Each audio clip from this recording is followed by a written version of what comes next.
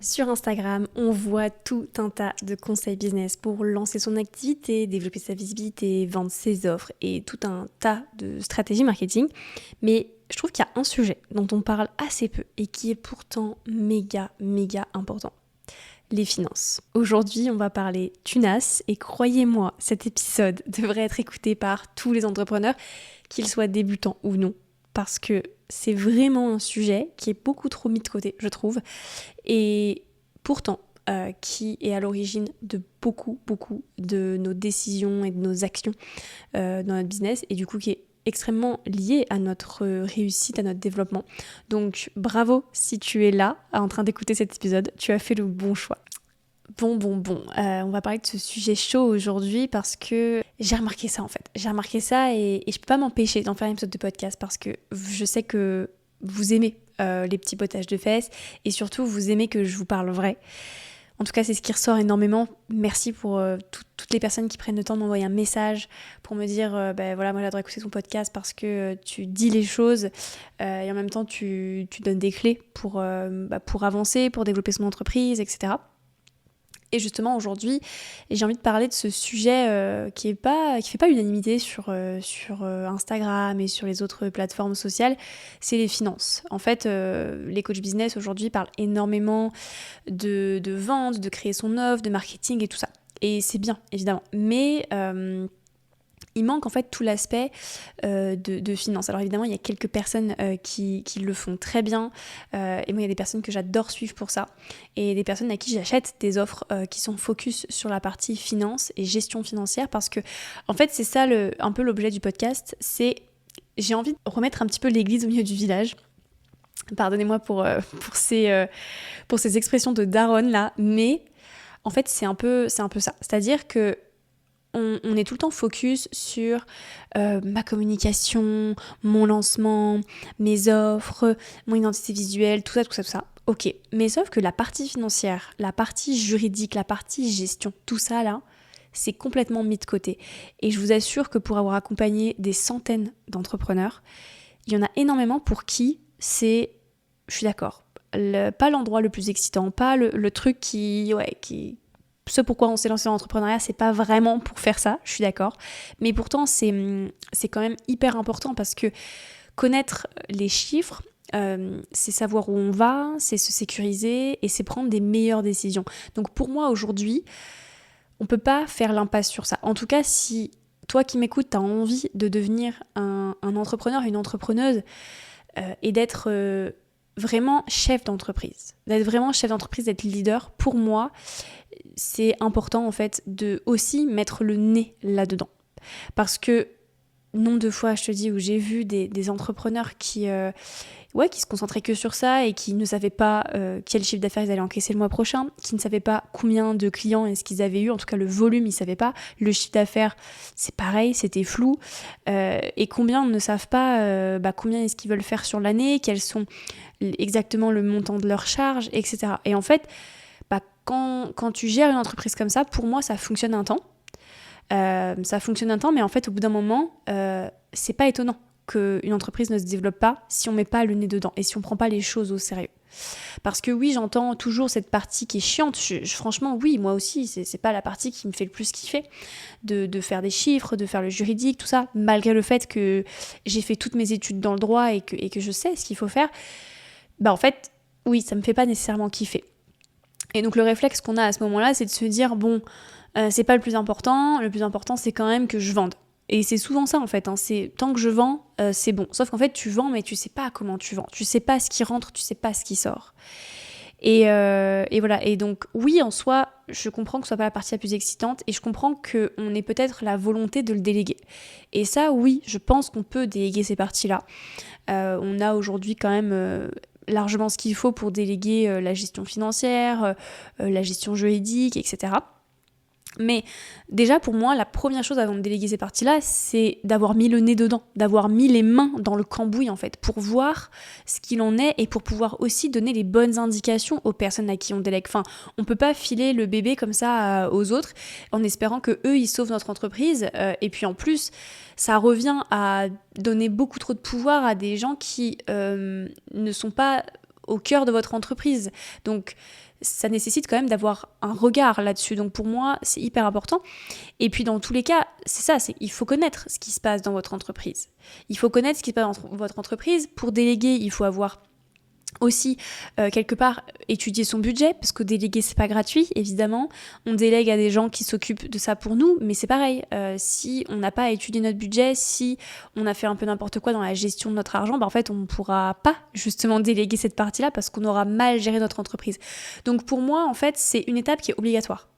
Même si on ne l'aime pas, c'est une étape qui est obligatoire. Et souvent, c'est ça, en fait. C'est qu'on va direct investir de l'argent dans le marketing, dans la vente, etc. Et bien évidemment que c'est une partie qui est ultra importante. Il faut investir sur le marketing, sur la communication, sur tout ce qui gravite autour de ça. Investir sur le mindset également. Voilà, tout ça, c'est des choses hyper importantes. Et c'est pas moi qui vous dira le contraire, parce que, évidemment, mon métier, il est aussi focus sur ces sujets-là. Mais, ce que je veux dire par là, c'est que pour moi, les premiers investissements, c'est ce qui va consolider votre maison, en fait, votre business. Et donc, c'est les chiffres, c'est le juridique, c'est tout ça. Parce que si ça, c'est bancal, votre entreprise, en fait, elle peut en payer le prix fort. Et ça nécessite quoi, du coup ? Ça nécessite de mettre le nez dedans.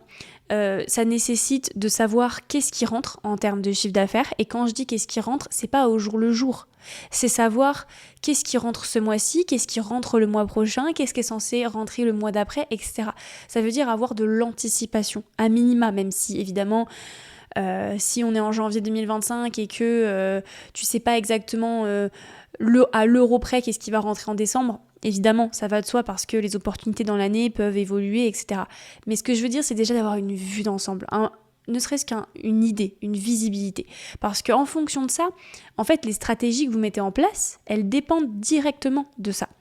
C'est pareil pour les charges. C'est le nombre de personnes qui ne savent pas combien est-ce qu'ils ont de charges par mois, c'est hallucinant. Enfin, je veux dire, vous avez cette chance, pour la plupart, dans ceux qui m'écoutent, c'est beaucoup d'infopreneurs et de gens qui travaillent depuis chez eux et qui ont très peu de charges. Donc c'est quand même l'avantage, c'est-à-dire que quand tu as peu de charges, le calcul est quand même assez vite fait. Mais encore une fois, c'est d'anticiper, c'est de savoir qu'est-ce qui sort chaque mois, c'est quoi mes abonnements, c'est quoi mes logiciels, c'est quoi mes prestataires que je dois payer, et d'avoir de la visibilité et être capable de se dire, ok, là, je suis en début d'année, mais moi, ce que je veux à la fin de l'année en termes de CA, atteindre, je sais pas, par exemple, je vais atteindre 100 000 euros de chiffre d'affaires, et je sais qu'à un moment donné, il va y avoir ma TVA que je vais devoir payer, parce que si aujourd'hui je paye pas la TVA, c'est une dépense à anticiper, je vais devoir peut-être payer la TVA, peut-être que je vais devoir passer en société, donc si je dois passer en société, et il y a de grandes chances, parce que quand tu fais 100 000, tu peux plus être en micro, donc ça veut dire, si je dois passer en société, je vais avoir des formalités à faire, et ça c'est pas gratuit,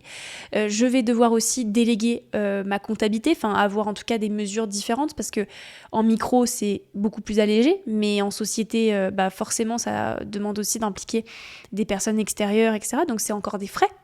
Et en fait, c'est tout ça. C'est tout ça qu'il faut réussir à anticiper. Et souvent, les gens s'arrêtent à « ouais, moi, je veux faire tant de CA. Je veux faire 80 000 euros de CA. Je veux faire 150 000 euros de CA sur l'année. » Ok, mais aie une vue d'ensemble.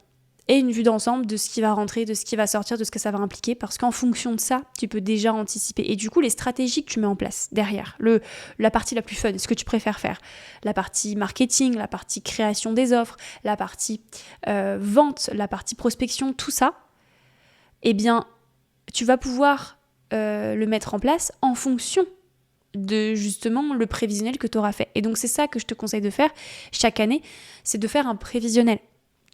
Un prévisionnel, ça t'aide à avoir une idée de à quoi ça peut ressembler, de combien est-ce que tu dois rentrer de CA par mois pour couvrir tes dépenses, et de combien est-ce que du coup tu vas pouvoir te faire de bénéfices chaque mois, et de comment tu gères ces bénéfices, comment tu te rémunères, tout ça. C'est des choses qui, je sais, de prime abord peuvent un peu prendre la tête, mais qui sont indispensables, et ça implique quoi ? Ça implique de suivre une comptabilité, de suivre ces KPI, donc on appelle ça les indicateurs clés de succès. Donc c'est ça, de le suivre chaque mois, combien est-ce que vous faites de ventes, qu'est-ce qui est rentré, combien ça correspond à combien de clients, combien vous devez augmenter le mois prochain pour atteindre vos objectifs. Et donc c'est tout ça. Et ça, c'est même si c'est un prévisionnel, et par définition, comme c'est un prévisionnel, on peut pas être certain à 100% que tout va se passer comme ça. Et c'est ok si à la fin de l'année, votre prévisionnel, il était peut-être pas 100% juste, parce qu'il y a toujours une marge d'erreur, il y a toujours une marge d'imprévu, mais au moins, vous avez anticipé les scénarios et vous avez mis toutes les chances de votre côté, parce que sinon en fait pour moi vous passez à côté de votre entreprise.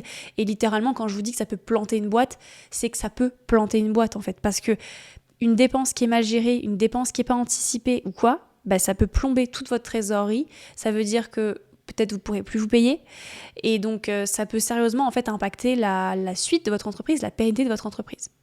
Donc voilà, c'était un petit peu le point. Aujourd'hui, vous pouvez trouver des experts qui le font. Moi, personnellement, j'ai acheté un atelier, je crois qu'il n'est plus disponible. J'avais acheté un atelier de Léna, donc son compte Instagram, si je dis pas de bêtises, c'est LMNB Gestion, quelque chose comme ça, je crois que c'est ça. Mais en tout cas, voilà, Léna, c'est une as des chiffres, et pour le coup, elle a fait un atelier cette année avec tout ce qu'il faut pour préparer son prévisionnel, faire les calculs nécessaires pour avoir un peu de visibilité. Je pense qu'il n'est plus disponible aujourd'hui.